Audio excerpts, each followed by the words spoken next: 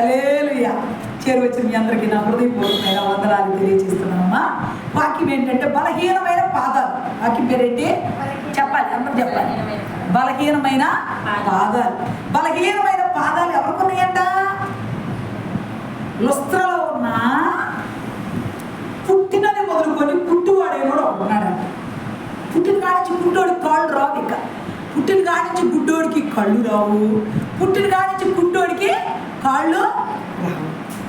ఇది శాస్త్రం కాదు, నిజం. ఇదంతే. దేవుడు పుడకతోనే పెట్టింది, పుడకలతోనే పోద్దంటారు కదా. పుట్టినప్పుడు పుడకలో పురిట్లో వచ్చింది పోవు త్వరగా. ఓకేనా? మరి అట్టాగే పుట్టుకుంటోడు, మరి పోలియో వచ్చిన వాళ్ళు ఇప్పుడు నడుపుతారు, 8 మందులు అంటే లెగుతారమ్మా. మరి అట్టంటోడంట ఈ గుంటోడు అని అనుకుంటాడు. ఇప్పుడు జైరా ఉన్నాడు, మన అయితే నాకు తిరుగుతున్నాడు, బండిలో తిరుగుతున్నాడు. ఆ బండిలో తిరిగి ఆయన్ని మరి ఏమనుకుంటాం, ఆయన బాగా నడుస్తాడు అనుకుంటామా? వందనాలండి, వందనాలు టీచర్ కదా, వందనాలు. అయితే మరి నడుస్తాడు అనుకుంటాం మనం, అనుకుంటామా? ఆ జైలో గారు లేచి గొప్ప బయట దొక్కుతాడు, సైకిల్ ఎక్కి నడుపుతూ ఉంటాడని అనుకుంటావా బేబీ? మనం అనుకోలేము. అన్నారావు గారు నడుపుతాడు, నడవలేక అట్లాంటి వ్యక్తి అనమాట ఆ ఊర్లో ఉన్నాడని. పుట్టిన కానించి పుట్టివాడైన వాడు. అపోస్తుల కార్యాలు 14వ అధ్యాయం 7వ వచనం చదువుకున్నాం ఇప్పుడే. ఒకసారి చదువుదాం మళ్ళీ చూడండి. అపోస్తుల కార్యములు 14వ అధ్యాయం 7, 8, 9 వచనాలు చదవండి. లుస్త్రలో బలహీన పాదములు గల ఒకడు ఉండెను. అతను పుట్టినది మొదలుకొని పుట్టివాడై అతడు పౌలు మాట్లాడుతూ వినెను. పౌలు అతని వైపు తేరు చూచి స్వస్థత పొందుటకు అతనికి విశ్వాసం ఉందని గ్రహించి నీ పాదములు మోపి సరిగా నిలువమని అతడు గంతులు వేసి నడవసాగింది. దేవుడు స్తోత్రం చెప్పండి. పుట్టోడు గంతులు ఏంటండి? పుట్టోడు మా అమ్మాయిని కూడా దేవుడు స్వస్థపరచుకున్నాక ఆ కాలు బాగైపోడు కాక. ఎందుకు వచ్చింది? వాక్యం వచ్చింది. వాక్యం రోజు ఆ పిల్ల గుళ్ళోకి వచ్చింది కాబట్టి ఆ బలహీనమైన పాదము బాగైపోడు కాక. దేవుడికి అసాధ్యమైన ఉన్నాయా? పౌలు గారు హింసకుడు, దోషకుడు, హానికరుడు. ఏమ్మా, పౌలు గారంటే ఎవరో హింసకుడు, దోషకుడు, హానికరుడు. ఎంతోమంది క్రైస్తవులు చంపేశాడు లేదా బ్రతక వారి గారు? చంపేశాడు. అసలు మనుషులు చంపడానికి పనిగా పెట్టుకొని గవర్నమెంట్ దగ్గర నుంచి ఆర్డర్ తీసుకున్నవాడు. హింసకుడు, దోషకుడు అయితే ఆయన ప్రార్థన చేస్తే స్వస్థత ఏంటి అనుకుంటాం. కానీ దేవుడు ఎవరికే కురిపిస్తాడు మనకు తెలుసా? తెలియదమ్మా. ఒకవేళ నువ్వు బాగా ప్రార్థన చేస్తున్నావు, దేవుడిని కృపవరాలు ఇస్తాడు. ఎలా వచ్చిందో కూడా తెలియదు. నువ్వు ఎవరికి ప్రార్థన చేసినా వాళ్ళకి కార్యం జరుగుతే. నాకు ఫస్ట్లో నాకేం తెలియదు. నేను టీచర్గా పని చేస్తా, నేను గవర్నమెంట్ టీచరు, టీచర్స్ ఫ్యామిలీ లాగా ఉండేది మా ఎవరు. కానీ దేవుడికి ప్రార్థన చేస్తూ ఉండేదండి. ఎప్పుడు బైబిల్ చదవటం, ప్రార్థన చేయడం ఇదే పనే. ఈ సిచ్యువేషన్లో ప్రభు వారు నన్ను పిలుస్తున్నారు. నాకు అర్థం కావట్లా. అప్పుడు దేవుడితో అంత అనుభవం లేదుగా. సిలోయము అని పిలుస్తుంటే నాకేం అర్థం కావట్లా. సిలోయం అనే పేరు పిలుస్తున్నారు ఎవరో నన్ను. సిలోయం అని యోహాను సువార్త 9వ అధ్యాయంలో ఉందని చెప్తున్నాడు. అది చదివితే సిలోయము మాటకు అర్థం ఏంటంటే పంపబడిన దానవు. నేను పంపాను భూమి మీద కన్నాడు. దేవుడికి స్తోత్రం చెప్పండి. అది అయిపోయినాక నేను ప్రార్థన చేస్తాను, కళ్ళు మూసుకుంటే దర్శనం వస్తానే. ఇది ఎప్పుడు 15-20 ఏళ్ళ క్రితం మాటలు చెబుతున్నాను మీకు. కళ్ళు మూసుకొని ప్రార్థన చేస్తుంటే ఇప్పుడు ఆ పిల్ల వచ్చిందంటే బేబీ, ఆ పిల్ల అక్కడ చూడగా ఉండగానే, ఈ బేబీ అక్కడ చూడగానే ఆ పిల్ల గురించి చెప్పేసి ఉంటాడు. ఆ పిల్ల కాళ్ళు నొప్పితో బాధపడుతుంది, కడుపు నొప్పితో బాధపడుతుంది అని చెప్పేసి వాడు. అమ్మాయి నీకు ఇది బాధ ఉంది కదా అనేదాన్ని. అవునక్క, నీకెట తెలుసు అనేవాడు. దేవుడికి స్తోత్రం. లేకపోతే నా తమ్ముడు డాక్టర్ కారు తీసుకుని వస్తున్నాడు, కారు వేసుకొని గుడివాడు వస్తున్నాడు. నేను ఆ కోసం ప్రార్థన చేస్తున్నాడు. 2 కాళ్ళు నొప్పులు కూడా నేను చెప్పాడు దేవుడు. 1 వారం నుంచి కాళ్ళు నొప్పులతో బాధపడుతున్నాడు. నుంచొని మోకాళ్ళ ఆపరేషన్లు చేస్తున్నాడు. నేను అంటే వాడు, అక్క ఏం చేస్తున్నారక్క, ప్లేట్లో పెడుతున్నావా, అన్ని విషయాలు నా గురించి కూడా చేస్తున్నావని అంటాడు. అన్నప్పుడు ఎరా చిన్న, నీ 2 కాళ్ళు నొప్పులు ఉన్నాయంట కదరా అన్నా. అమ్మాయి దేవుడికి స్తోత్రం అమ్మాయి అన్నాడు. నేను మాటలు ఆపేసేసి, అక్క నీకు ఎలా తెలుసు అక్క, నేను 1 వీక్ నుంచి సఫర్ అవుతున్నానక్క, 2 కాళ్ళు నిలబడలేదు అక్క, చాలా పెయిన్గా ఉన్నాయి అక్క, మోకాళ్ళ దగ్గర నుంచి కింద దాకా ఎవరో చెప్పుకోవట్లేదు, నేను కాల్షియం తగ్గిందేమోనని పిలిచేసుకున్నాను అక్క, అట్లా ఉందక్క, నీకు ఎలా తెలుసు అన్నాడు. ఇప్పుడు ఎవరు బయలుపడితే తెలిసి నీ రా బేబీ, దేవుడు చెప్తేనేనా. నేను అన్న దగ్గరికి వెళ్ళాను. ఆడు ఎక్కడ వైజాగ్ దగ్గర కాకినాడలో ఉంటాడు. ఆ కాకినాడలో ఉండేవాడికి నేను వెళ్ళి ఎవరో పరామర్శ చేసి చూసి వస్తే నాకు తెలుస్తుంది అనుకోవచ్చు. వీడియో కాల్ కూడా చేసుకోవట్లేదు, ఎప్పుడు హాస్పిటల్లో ఉంటాడు. వీడియో కాల్ ఏం చేయండి నేను ఆ పేషెంట్ని చూడాలని నేను చేసి, అందుకే వీడియో కాల్ కూడా లేదు, మామూలు కాలేదు. అయితే ఈ సిచ్యువేషన్లో దేవుడు మాటలు మీ అందరితో చెప్తున్నా, దేవుడు చెప్తున్న మాట ఏంటి అంటే బయలుపరిచే దేవుడు మన దేవుడు. జరిగేదాన్ని బయలుపరిచే దేవుడు, జరగబోయేదాన్ని చెప్పే దేవుడు. ఒకవేళ నీ సఫరింగ్స్ ఏవైతుంటాయో ఆ సఫరింగ్స్ని కూడా బయట పెట్టే దేవుడు మన దేవుడు. పౌలు గారు కూడా ఎలాంటి వాడంటే హింసకుడు, దోషకుడే. కానీ ఎక్కడికి వెళ్ళిన తర్వాత పట్టుకున్నాడు దేవుడు? దమస్కు గేటు దగ్గర అతను ఏం చేశాడమ్మా? పడగొట్టాడు, కింద గుర్రం మీద నుంచి పడగొట్టి, పౌలా పౌలా పౌలా కదా అతను వేరే, అంతకుముందు సౌలా సౌలా సౌలా అని పిలవగానే, అయ్యా నువ్వు ఎవడవయ్యా, కళ్ళు మూసుకుపోయినాయి, 2 కళ్ళు పోయి నేల మీద పడి కళ్ళు లేనోడు దేవుతున్నట్టుగా దేవుతున్నాడు, తౌడులాడుతున్నాడు, అదంతా తౌడుతున్నాడు, ఏమీ లేదు, ఏమీ కనపడతల్లా. అప్పుడు ఒక స్వరం వినపడింది అనమాట. అక్కడ ఉన్న వాళ్ళందరూ కూడా విన్నారంట స్వరం, సౌలా సౌలా నా నేల నువ్వు హింసిస్తావు అనే స్వరం వినపడిందంట. సౌలా మాట్లాడి విన్నాడు, నువ్వు హింసిస్తున్న యేసు నేనే. వెంటనే అక్కడే పడిపోయి 3 రోజులు ఉన్నాడంట ఆ త్రోవలో. 3 రోజులు కళ్ళు కనపడతా, దిక్కులేని స్థితిలో ఆ త్రోవలోనే పడి ఉంటాడంట. త్రోవలో పడున్న సంగతి చూడండి. 9వ అధ్యాయం అపోస్తలుల కార్యాలు 9వ అధ్యాయము 4వ వచనం చదవండి. అప్పుడు అతడు నేల మీద పడి, సౌలా సౌలా నీ వేళ నన్ను హింసించుచున్నావని తనతో ఒక స్వరం పలుకుట వినెను. ప్రభువా నీవెవడవని అడుగగా ఆయన, నేను నీవు హింసించుచున్నా యేసును, లేచి పట్టణంలోనికి వెళ్ళుము, తెలుపబడనని చెప్పాను. అతనితో ప్రయాణం చేసిన మనుషులు ఆ స్వరము వినిరి గాని ఎవరిని చూడక మౌనులై నిలువబడి, సౌలు నేల మీద నుండి లేచి కన్నులు తెరిచినను ఏమీ చూడలేక పోయాను. కనుక వారు అతన్ని చెయ్యి పట్టుకొని దమస్కులోనికి నడిపించి, అతడు 3 దినములు చూపు లేక చాలా ఎక్కడ ఆగుతాం తర్వాత చదువుతాం.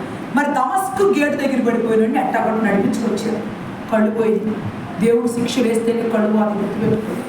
మనం ఇష్టం లేని పనులు చేస్తే దేవుడు కోపం వస్తే ఆ కళ్ళకు పట్టిన ఆ నేత్రాశ అనే పొరలు రాలిపోయిన దాకా కళ్ళు కనపడమంట. అందుకే మనకు సైడ్ ప్రాబ్లం వచ్చినప్పుడు కూడా మనం ఏమని ప్రార్థన చేసుకోవాలంటే, అయ్యా నా కళ్ళకున్న ఆ నేత్రాశ ఏదైనా ఉందేమో దూరపరచయ్యా అని మనం ప్రార్థన చేసుకోవాలంట. అప్పుడు కళ్ళు తెరవబడతాయంట. మళ్ళీ మనకి శరీరంలో ఎక్కడో చాలా పాపం చేయకుండా ఉన్నాం, ఏదో చిన్న చిన్న మిస్టేక్స్ చేస్తూ ఉంటాం జీవితంలో. ఆ మిస్టేక్స్ అన్నింటినీ కవరప్ చేసుకోవాలని మనమంట ప్రార్థనకు దూరం అయిపోతామంట. నిజమే, పాపం చేసినట్టు ప్రార్థన చేయగలరు టీచర్ గారు? చేయలేరు, భయం వచ్చింది వాళ్ళకి. ఇప్పుడు ప్రార్థన చేయాలనుకో, అమ్మో నేను ఇన్ని తప్పులు చేస్తున్నాను, నా జీవితం అంతా తప్పులే కదా, నేను ప్రార్థన చేసేది అని ప్రార్థన చేయకుంటుందంట. మన పాపాలన్నీ ఒప్పుకుంటేనే ప్రార్థన నడుస్తుందంట. మనం దొంగతనం చేసినా, అబద్ధాలు ఆడినా, మోసం చేసినా, ఎవరన్నా ఇబ్బంది పెట్టినా, ఒక అమ్మాయి ఉందంట, భలే ప్రార్థన పడతారంట. ఎప్పుడు ప్రార్థిస్తూ ఉంటారు, వేకుజాము చేసుకుంటారంట, మధ్యాహ్నం చేసుకుంటారు, సాయంకాలం ప్రార్థన చేసుకుంటారు. అనుకోని పరిస్థితుల్లో ఒకసారి అబద్ధం ఆడాల్సి వచ్చింది. అబద్ధం ఎందుకు ఆడాల్సి వచ్చింది అంటే నిజమైన అబద్ధం అది. టుట్టిగా ఏదో ఇంటికాడు లేదని చెప్పడం, చిన్న చిన్న ఇక్కడ పట్టించుకోరు. డబ్బులు ఉంచుకున్నాం అనుకో, ఒక్కొక్కరు అడుగుతారు అవసరాలు, అడిగినప్పుడు లేవంటాం. అది ఆ నీరని తెలిసి భయపడి అట్ట అంటా ఉంటాం. వాటిని దేవుడు ఏమి అనుకోడు.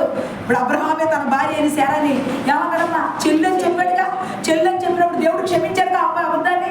అంటే చిన్న చిన్న అబద్ధాలని దేవుడు పరిగణలోకి తీసుకోడు. కాపురాలు పోయే అబద్ధాలు ఆడితే క్షమించడు.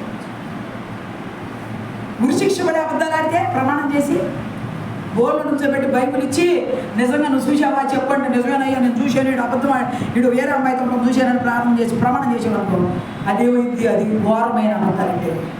వాటికి ఘోరమైన శిక్షలు, వాటికి క్షమాపణ లేదు. ఎలా ఉంటే క్షమాపణ వచ్చింది? మోకాళ్ళు వేసి కన్నీళ్లు విడిచి ప్రార్థన చేస్తేనే పాప క్షమాపణ. మరి ఈ అమ్మాయి కూడా అలాంటి అబద్ధం ఆడింది, కాపురం పోయి అబద్ధం ఆడి ఆడొచ్చా? భార్య భర్తల మధ్యకి వెళ్ళొచ్చా? దేవుడు జతపరిచిన వారిని మనుషులు విడదీయచ్చా? ఈ రోజుల్లో భార్య భర్తలు ఎడగొట్టే పని మీదే ఉంటున్నారు. చాలా వయసుతో పని లేదు, డబ్బే ప్రాధాన్యం అయిపోయిందండి. ఎవరు పడ్డారు? డబ్బు డబ్బు డబ్బు చుట్టూ తిరుగుతుందండి లోపల. మరి ఈ సిచ్యువేషన్లో కాపురాలు లేవట్లా. మరి ఈ సిచ్యువేషన్లో దేవుడు అబ్జర్వ్ చేస్తూనే ఉన్నాడు. బాగుండా వాళ్ళ జీవితాలు పాడు చేసేవాళ్ళు ఎవరో, పాడు చేయని వాళ్ళు ఎవరో. అందుకే ఏది విత్తితే మనం అదే కోస్తాం. గోధుమ గింజ విత్తి వరికంకులు కోస్తామమ్మా, ఆవాలు వేసి ధనియాలు వస్తావా? మనం ఏ ఇత్తనం పెట్టామో. ఒకవేళ నువ్వు కాపురం తింటే నీ కుటుంబంలో ఉన్న నీ బిడ్డల కాపురం కూడా దేవుడు ఎవరో ఒకడో తీసేటట్టుగా అవకాశం ఇస్తాడు. అందుకే మనం ఎవరు పడితే వాళ్ళని ఏది పడితే అది అనకూడదు. అందుకే పౌలు గారు కూడా ఎలాంటి హింసకుడు, దోషకుడు, హానికుడు. ఆ అమ్మాయి కూడా అబద్ధం ఆడిందిగా. అబద్ధం ఆడేందుకు కాదు దేవుడు కోపం వచ్చేసేసి వెంటనే ఏం చేశాడంటే దేవుడు తన కోపం అంతా తీర్చుకోవడానికి తన భర్త వేరే అమ్మాయి దగ్గరికి తీసుకుని అప్పుడు వేసేదయ్యా రోజుకు 3 సార్లు ప్రార్థన చేస్తుంటే నువ్వేందయ్యా నా భర్తనట్టు చేసేవి ఏందయ్యా అని అడిగింది దేవుడు. కళ్ళలోకి వచ్చి దేవుడు అన్నాడు, నువ్వు ఒకటి కాపురం తీయదా? నీ మాట వల్లే కదా వాళ్ళిద్దరు విడిపోయారు. నేను జతపరుచుకున్న వాళ్ళిద్దరిని, వాళ్ళు నా పని కోసం నియమించుకున్నా నేను. నీ వల్ల వాళ్ళిద్దరు విడిపోయారు. ఆ అబ్బాయి ఒకళ్ళు, ఈ అబ్బాయి ఒకళ్ళు పెళ్లి చేసేసుకున్నారు. నా పని చెడిపోయింది నీ వల్ల అన్నారండి. మరి దేవుడు చూసాడా లేదా? చూశాడుగా. అందుకే వాని క్రియలకు జీతం ఇచ్చే దేవుడు మన దేవుడు. ఇప్పుడు ఉన్నవాళ్ళకి ఇప్పుడే. మరి ఆ అమ్మాయి అర్థం చేసుకొని ఏడు చేర్చి ప్రార్థన చేస్తాం మానేసింది. ఎందుకంటే అబద్ధం ఆడింది, భర్త వెళ్ళిపోయాడు. ఇక ప్రార్థన నడుచుద్దా? భర్త వెళ్ళిపోయి అబద్ధాలాడి దేవుడు కూడా మాట చెప్పినాక ఇక ఆ అమ్మాయికి ప్రార్థన ఒక మనిషి మామూలుగా లోకంలోకి వెళ్ళిపోతే ఒక రోజున భయంకరమైన రోగం వచ్చింది. అమ్మాయికి రోగం వచ్చినప్పుడు హాస్పిటల్ ఎవ్వరు లేదు, దిక్కులేని స్థితిలో పడుకొని ఉంటారు. అమ్మ నేను రానంటాను. వాళ్ళు ఎవరు రామన్నారు, పిల్లలు కూడా మేము రామన్నారు. ఒక్కతే పడుకోండి. అప్పుడు ఏడ్చిందంట మొట్టమొదటిసారి, తండ్రి నేను పాపినయ్యా, క్షమించు తండ్రి. అయ్యా నన్ను క్షమించిన రోగాన్ని తీసేయని ఏడ్చిందంట. అప్పుడు దేవుడు జ్ఞాపకం చేసుకొని గాయపడిన హస్తంతో చేసి, అందుకే కన్నీరు విడవందే పాపక్షమాపణ లేదు. నువ్వు కన్నీరు విడవాల్సిందే. నువ్వు మంచం మీద ఉండు, బెడ్ మీద ఉండు, ఐసీలో ఉండు, ఇంట్లో ఉండు, నువ్వు ఎక్కడన్నా ఉండమ్మాయి. ఆ ఉన్నప్పుడు మాత్రం నీ పరిస్థితి అంతా దేవుడు చూస్తూ ఉంటాడు. గుర్తుపెట్టుకో, నీ ప్రార్థన మనపూర్వకంగా ప్రభువుని అడిగి ఒప్పుకొని విడిచిపెట్టేస్తే దేవుడికి ఆ పాపాన్ని నీలో ఉంచడు. నీ కుటుంబాన్ని, నీ బిడ్డల్ని దేవుడు దీవిస్తాడు. దేవుడికి స్తోత్రం చెప్తాం. మరి పౌలు గారు కూడా ఎలా అంటాడమ్మా? హింసకుడు, దోషకుడు, హానికరుడు. హింసకుడు అంటే ఏంటి? మనుషులు చంపేట పనిగా పెట్టుకున్నాడు. దోషకుడు అంటే ఏంటి? తిట్టేవాడు, బుద్ధులు తిట్టేవాడు. మరి హానికరుడు అంటే ఏంటి? అందరికీ హాని చేసేవాడు. ఈ 3 క్యారెక్టర్లు ఉన్నవాడు దేవుడు కోరుకున్నాడండి. దమస్కు గేటు దగ్గర పడగొట్టాడు. దేవుడికి దూరదృష్టి తెలుసు. ఏ శ్రద్ధం గారు దెబ్బ కొట్టి తింటాడని అమ్మ మరి అయ్యగారిని లైఫ్ జబర్దస్త్లో దెబ్బ కొట్టి ప్రార్థన చేస్తున్నాడు. మరి అంత ముందు అయితే 50 గారెలు తినేవాడు, ఒక కోడి నాటుకోండి మొత్తం లేపేసేవాడు అయ్యగారు. ఇప్పుడైతే ఫుడ్ తినడం కూడా ఎంత లిమిట్గా తింటున్నాడు. నా పని చేయాలి, నువ్వు ఇంకా బతకాలని ఉంచుతున్నాడు ఏమో మరి నాకు తెలియదు. అది దేవుడు చిత్తం కదమ్మా, అవునా కదా? దేవుడు పని చేయాలంటే అంతే, దేవుడు ఖచ్చితంగా తెచ్చుకుంటాడు లైన్లో. ఈ హింసకుడు, దోషకుడు, హానికరుడు అన్నాడుగా. మరి ఇతను కావాల్సి వచ్చాడు. ఇతను కావాల్సి వచ్చి దమస్కు గేటు దగ్గర పడబడితే కళ్ళు 3 రోజులు కళ్ళు కనపడ్డాడు. పడిపోయి ఉన్న తర్వాత 3 రోజుల తర్వాత ఎక్కడికి వెళ్ళమన్నాడు చూడండి. అతని దగ్గరికి ఎవరిని పంపాడు? 10వ వచనం చదవండి. దమస్కులో అననీయ అని ఒక శిష్యుడు ఉండేను. ప్రభు దర్శనమందు అననీయ అని అతన్ని పిలువగా అతడు, ప్రభువా ఇదిగో నేనున్నానని. అందుకు ప్రభు, నీవు లేచి కిందని తడిబడిన వీధికి వెళ్ళి యోధా అనువాని అంట తార్సు వాడైన సౌలు అనువాని కొరకు విచారించు. ఇదిగో అతడు ప్రార్థన చేయించున్నాడు. అతడు అననీయ అన్న ఒక మనుషుడు లోపలికి వచ్చి తాను దృష్టి పొందినట్లు తన మీద చేతులుంచుట చూచి ఉన్నాడని చెప్పాను. అందుకు అననీయ, ప్రభువా ఈ మనుషుడు యెరూషలేములో నీ పరిశుద్ధులకు ఎంతో కీడు చేసి ఉన్నాడని అతని గురించి అనేకుల వలన వింటిని ఎక్కడనో నీ నామమును బట్టి ప్రార్థన చేయ వారందరినీ బంధించడం అతను ప్రధాన యాజకుల వలన అధికారం పొంది ఉన్నాడని ఉత్తరం ఇచ్చాను. దేవునికి స్తోత్రం చెప్పండి. ఏమన్నాడు మనని? ఏమంటున్నాడు? అయ్యా నువ్వేందయ్యా ఇట్లా కింద కూర్చో, అబ్బాయి ముడుకొని. అయితే అననీయ అని అన్నాడు దేవుడు కళ్ళ కనిపించి, అననీయ నువ్వు లేచి తిన్నని కనబడ్డ వీధికెళ్ళు. అక్కడ ఎవరున్నారు? సౌలు అని ఒక గుడ్డోడు ఉన్నాడు, అక్కడ పడి ఉన్నాడు. అతను నేను దర్శనంలో చూపించా. ఏమని చూపించాను తెలుసా? దర్శనంలో నువ్వు వచ్చి చేతులు వేస్తే కళ్ళు చూపొచ్చుదని దర్శనం చూపించా అతనికి. దేవుడు దర్శనం ఇస్తే జరగదమ్మా? రజనే మీ ఆయన స్వస్థపరుస్తాడు, నేను దర్శనం చెప్పాడా లేదా? చెప్పాడా? దిలీపుని స్వస్థపరిచాడా లేదా? ఎలా బేబీ నీ చేసా లేదు? కొన్ని కార్యాలు దేవుడు కళ్ళలో చెప్తే కళ్ళలో జరిగినట్టు జరుగుతాయా జరగవా? అయ్యగారు కూడా అండి కళ వచ్చిందని జరుగుతుంది. ఎందుకని అమ్మ రత్నకుమారి గారు? దేవుడు బయలుపరిచింది కాబట్టి దర్శనమే కదా అది. దేవుడు చూపించింది మారిపోవడం కుదురుద్దా? వాడు పాస్ అవుతాడని చెప్పి మరి పాస్ అయ్యాడుగా. బడికి వెళ్ళడం, అమ్మ చదవడమ్మా వీడెట్టు పాస్ అవుతాడమ్మా అంట నా పిల్లలు నాతో పద్దాకి 10th పాస్ అయ్యే టీచర్ గడిపినాడు, సాక్షి చెప్పింది. దేవుడికి అసాధ్యమైన కదయ్యా. దేవుడు దర్శనం ఇచ్చాడంటే జరుగుతుందా జరగదా? జరిగింది జ్యోతి, జరిగింది నాన్న. దేవుడు మాట అంటే మాటే. ఆ మాట నెరవేర్చుకుంటాడు ఆయన. ఎటువంటి భూమి ఆకాశాలు తలకిందులైపోయినా ఆయన మాట మాత్రం నెరవేరుందంట. మరి అలాగే పౌలు గారికి దర్శనం ఇచ్చాడంట. ఏమని? ఇదిగో నీ దగ్గరికి అన్నయ్య అనేవాడు వచ్చి చేతులు ఎత్తాడు, నీకు కళ్ళు వస్తాయి, నువ్వు కళ్ళు పొందుకొని చూపు పొందుకొని చక్కగా నువ్వు దేవుని సేవ చేస్తావని దేవుడు కళ్ళలో చూపించేసావు. మరి అట్టాగే జరిగింది. చూడండి, ఇప్పుడు అన్న ఏమన్నాడు? అయ్యా హింసకుడు దోషకుడు హానికరుడు అయ్యా, జనాన్ని చంపేస్తున్నాడు, ఆయన ఎత్తిపే చేతులు ఇచ్చితే అయ్యో ఘోరమైనడయ్యా. నేను అట్టగంటా మాస్టర్ గారు కొంతమంది దైవజనుల దగ్గరికి నేను వెళ్ళినప్పుడే ప్రార్థన చేయడానికి కొన్ని చోట్లకి వెళ్తా ఉంటాం. అమ్మా అంటే బాబా పాస్టర్ గారు ప్రార్థన పిలుస్తున్నాడు, మంచోడు కాదమ్మా, నేను వెళ్ళమ్మా అని పాస్టర్ గారు లేదు. అయినా నేను వెళ్ళి ప్రార్థన చేసేదాన్ని. అక్కడ స్వస్థత జరిగేది ఎట్లా వచ్చేదో తెలిసేది కాదు. మరి స్వస్థత రంగానే టీచర్ గారు నమ్ముతారు లేదా? అని నమ్మి అమ్మగారు ప్రార్థన చేయాలి. ఇప్పటికి ఫోన్లో ప్రార్థన చెప్పుకుంటారు. మరి వాళ్ళు పాస్టర్ గారు వెళ్తారు, వాళ్ళ ఇంటికి బూతులు తిడతారని, పాస్టర్ గారు కూడా తిట్టేస్తారని పాస్టర్ గారు వెళ్తారు వాళ్ళ వాళ్ళకి. మరి నేను వెళ్తే నా ద్వారా కార్యం చేసాడు కొంతమందికి. మరి ఎన్ని నమ్మకాలు కొట్టేయాలి ఇవ్వండి. మరి అట్టాగే పౌలు గురించి అననీయ అంటున్నాడు, అయ్యా హింసకుడు దోషకుడు అయ్యి జనాన్ని చెప్పి పాస్టర్ గారులు అందరూ చంపి పారేశాడు. అయ్యా ఏందయ్యా ఆడకపోమంటావు?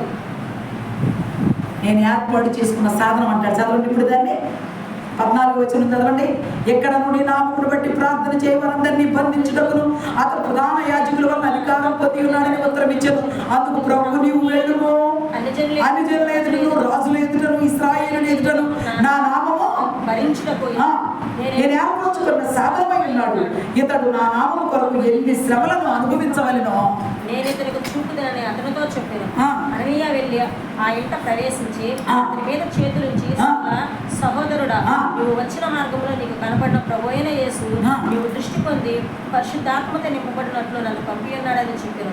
అప్పుడే అతని కన్నుల నుండి పొరల వంటివి రాగా దృష్టి కలిగి లేచి బాప్తిసం పొందాను. తరువాత ఆహారం పుచ్చుకొని బలపడాను. దేవుని స్తోత్రం చెప్పండి.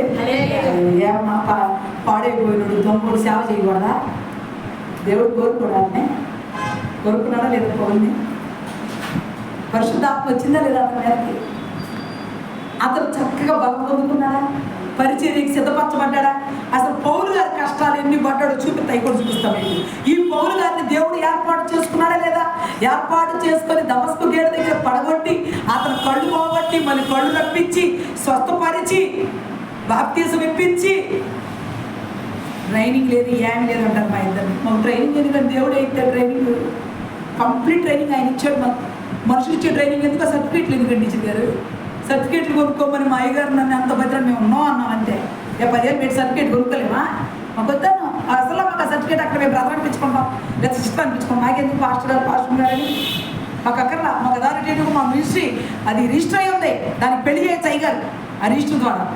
మేము పెళ్లి చేయడం కూడా అర్హత పొందుకున్నాం. ఇంకా మాకెందుకు దొంగ సర్టిఫికేట్ లాగా మేము ట్రైనింగ్ అవ్వకుండా మీరు ఇచ్చేది ఏంటి సర్టిఫికేట్?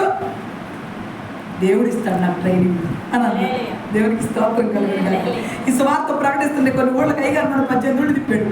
కారు ఉండేది మాకు. కారులో ఈయన సండే సెలవు రాగానే పాపం సండే కూడా రెస్ట్ లేకుండా నన్ను తీసుకొని అన్ని ఊళ్ళకి తీసుకెళ్ళి సువార్త చెప్పించేవాడు. అప్పుడు సువార్త మాస్టర్ అప్పుడే హార్ట్ ఆపరేషన్ అయింది. అయితే అన్నారైనా మా దేవుడి పని నేను చేయాలని నన్ను బ్రతికించాడు కాబట్టి నీకు దేవుడి శక్తి వచ్చింది కాబట్టి నీలోకి నువ్వు దేవుడి పని చేయాలని నన్ను తీసుకెళ్ళి సువార్త చెప్పించేవాడు ఒక్కొక్క ఊరిలో. ఆ సువార్త చెబుతున్నప్పుడు అందరూ అప్పుడే ఈ ఊరు వెళ్ళే, ఈ ఊరు కూడా వెళ్ళే ఆ మూమెంట్లో. ఏమన్నా మీ ఊరు కూడా చేయలేదా? అన్ని ఊళ్ళు తిరిగి పరిచర్య చేస్తా దేవుని యొక్క సువార్తను ప్రకటించి నాకు దేవుడి మందిరాన్ని ఇచ్చాడు. ఇది పెట్టి 3 సంవత్సరాలు ఇప్పుడు మందిరం కూడా పెట్టుకుని అన్నాడు. ఆన్లైన్ పరిచర్యగా 8 సంవత్సరాలు, ఈ చర్చికి ఏమో 3 సంవత్సరాలే. 3 సంవత్సరాల బాలుడు అనమాట ఈ చర్చి. కానీ ఆన్లైన్ పరిచర్య 8 సంవత్సరాలు పెట్టి కానీ ఇప్పటికీ ప్రతిరోజు 8 to 9 ఆన్లైన్ జరుగుతూనే ఉంటుంది. ఒక్క రోజు కూడా ఆదివారం కూడా జరుగుతుంది. ఏమేమి రోజు వస్తున్నాం కదా ఇక్కడికి జరుగుతూనే ఉంటుంది. మరి పరిచర్యలు చేస్తాను ఉన్నాం. మేము కంటికి కనపడం పరిచర్య చేస్తాం, జనానికి కనపడాల్సి. మాకు ఒక ఛానల్ ఉంది, YouTube channel. SI Calvary ministries తరఫున పెట్టాం ఆ ఛానల్. ఆ ఛానల్లో 10,000 మంది సబ్స్క్రైబర్స్ కూడా ఉన్నారు. ఇంకొక చాలా మంది రాణి కూచిపూడి నా పేరు మీద కూడా పెట్టుకున్నా. ఈ రెండింటి దేవుడు దీవించి ఆన్లైన్లో రోజు 5-6 వాక్యాలు అప్లోడ్ చేస్తూ ఉంటాను నేను. దేవుడి పని చేస్తామండి కనపడుకోకుండా. టీచర్ గారు చేస్తూ ఉంటామే. జనవద్దనే పరిచర్య, కనపడకుండా కూడా చేసే పరిచర్య ఉంది. చాలామంది 1 లక్ష ఇప్పుడు దగ్గర ఒక్కొక్క దానికి 10,000 వ్యూస్ పడుతుంది. 10,000 మంది చూసినట్టే కదా టీచర్ గారు వాక్యాన్ని, ఒక వాక్యాన్ని ప్రకటించినట్టే కదా. నేను అది ఫీల్ అయ్యి వాక్యాన్ని ఆన్లైన్లో పెడతా ఉంటాను, ఫేస్బుక్లో పెడతా ఉంటాను, ఇన్స్టాలో పోస్ట్ చేస్తూ ఉంటాను. అన్నింటిలో దేవుడు వాక్యాన్ని ప్రకటిస్తూ ఉన్నాం. మరి ఇప్పుడైతే జనం ఇక్కడ కనపడకపోవచ్చేమో కానీ నా తండ్రి పని మాత్రం స్వార్థం లేకుండా ఇద్దరం పరిగెత్తి చేస్తాం.